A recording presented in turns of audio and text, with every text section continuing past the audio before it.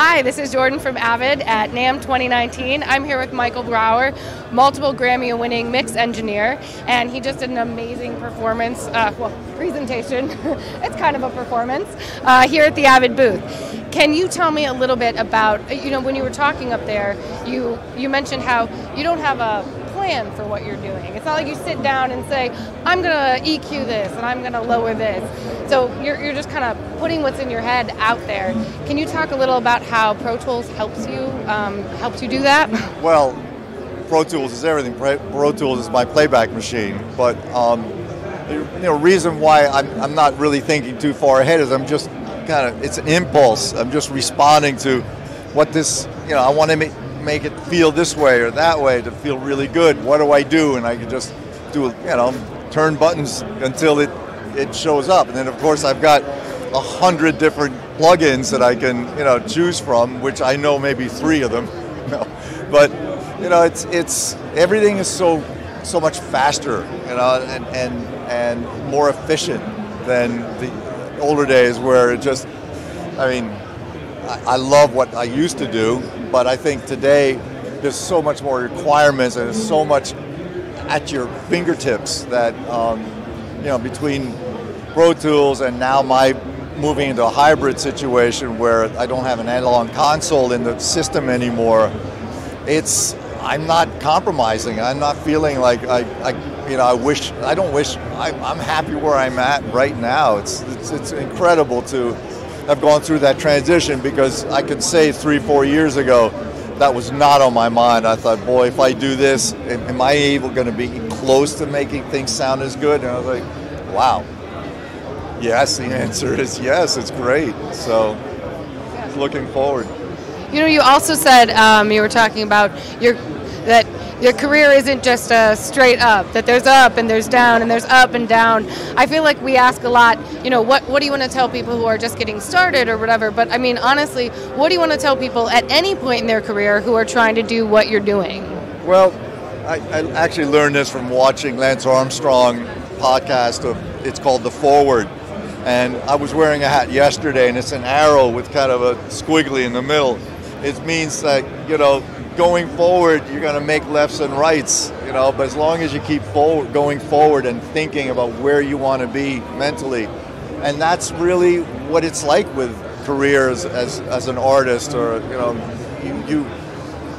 you just have to imagine in your head that you're going to get there, and you're going to have a lot of ups and downs on the way, but as long as kind of that roller coaster is still going in an upward direction, you have to, and again, it really comes out that you have to have a passion for what you're doing. It's going to be so You're hard. Definitely passionate. Yeah, and I've been doing this for a lot of years, and I still love to mix a good song. And as long as I can sit down and do that, then I'm going to do a great job for the artist, because it's all about the song. It's not about me. It's not about my gear. It's about, somebody's written something really important, and I want to get it out there the best way possible. Can you talk a little more about that, about some one of your recent projects, about that moment of really kind of creating that sound for the artist? There was actually a song I was going to play today, Paper Rain by Andrew McMahon, and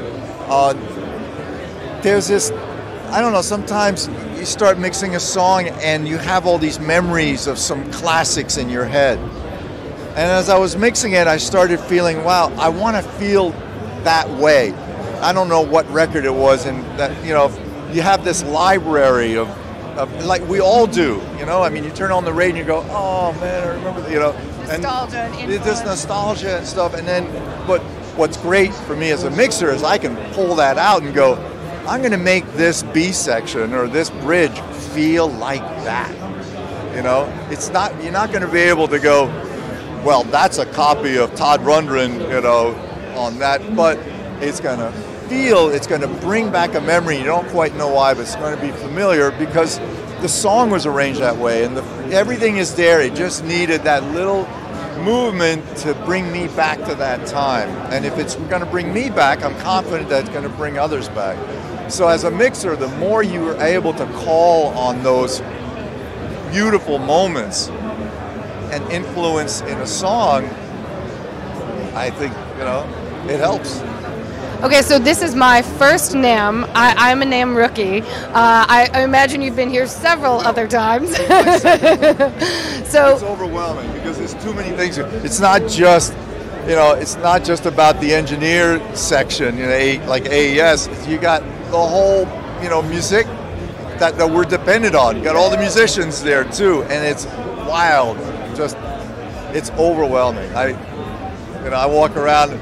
Normally when I try to find my friends or the designers, you walk up and down an aisle and you're done in about an hour because they're all there. Here is like, I have to go in that building, go down one flight, and he's in a booth about a mile behind that. It's crazy. And who knows what you'll run into along the way. And I never make it. I'm like, oh, hi, how are you? Yeah, sure, okay. Well, where was I going?